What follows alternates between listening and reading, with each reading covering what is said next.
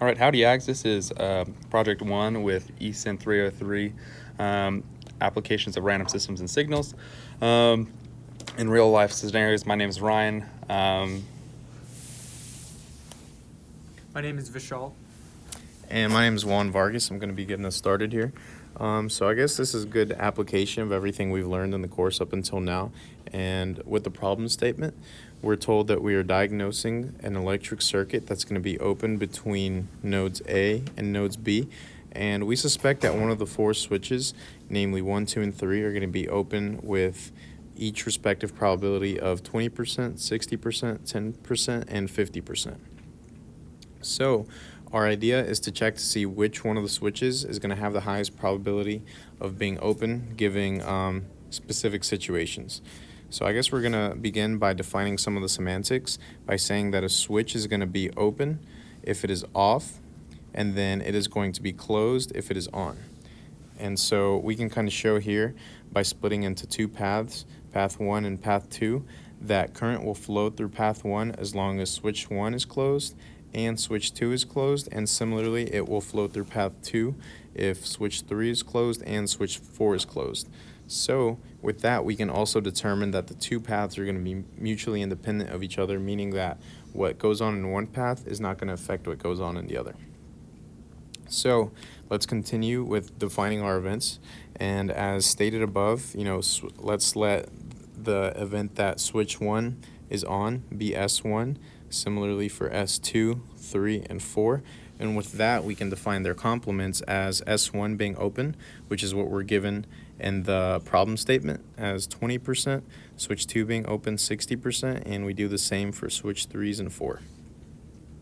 So using De Morgan's law, we can find the event that we're going to have an open circuit right here, and then we can continue to define our paths. So here we can show that path 1 is going to be whenever either switch 1 is open or switch 2 is open, and by the definition of conditional independence, and right here we can show that that's going to be the sum of switch 1 being opened plus the probability of switch 2 being opened minus the intersection of the two, which arrives at 68% probability for path 1, and we do the same for path 2, which is going to be whenever either switch 3 is open or switch 4 is open, which is going to be the sum of the probability of 3 and 4 minus their intersection, which arrives at 55%.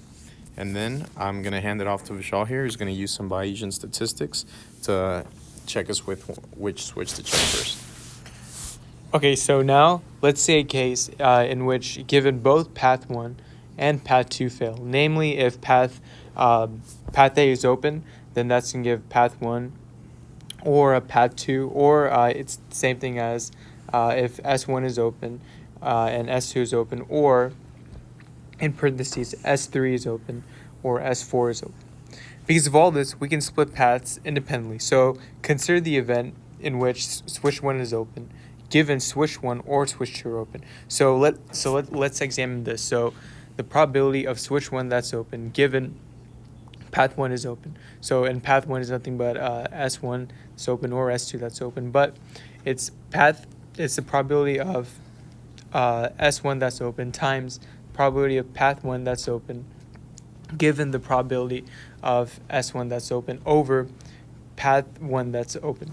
And that's 0.2 times 1 over 0.68, and that should give you a probability of 29%. And consider the event in which switch 2 is open given switch 1 or switch 2 are open. And that's, that's nothing but the probability that S2 is open times the probability of path 1 that's open given S2 is open over the probability that path 1 is open. And that's 0.6 times 1 over 0.68, and that should give you a probability of 0.88. And also consider the event in which switch 4 is open given switch 3 or switch 4 is open. And that's the probability of S4 that's open given path 2 that's open is equal to the probability of S4 that's open times the probability of path 2 that's open given S4 is open over the probability of path 2 that's open. And that's nothing but 0.5 times 1 over 0.55. and that's 0.91. And let's finally look at the probability in which switch 3 is open, given switch 3 or switch 4 are open.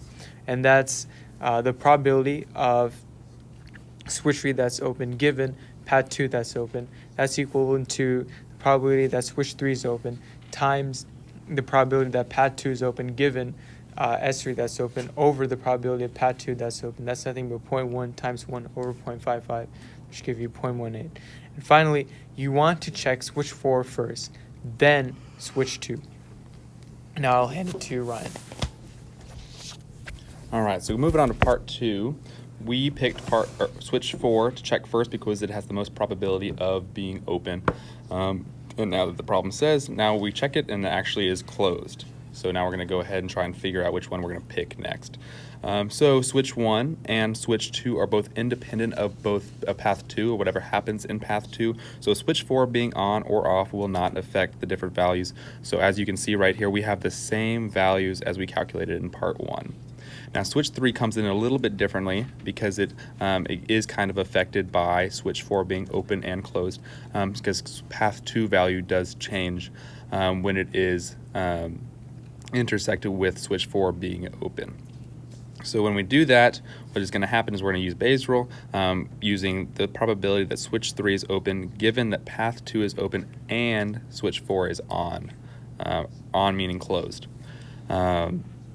So when we do that, we're going to go ahead and find this right here, that the probability of switch 3 being closed is still going to be 0.1, and the probability of path 2 intersecting with switch 4 is going to be 0.1 as well, because the intersection of that will cancel out anything remaining from switch 4 that we calculated in part 1.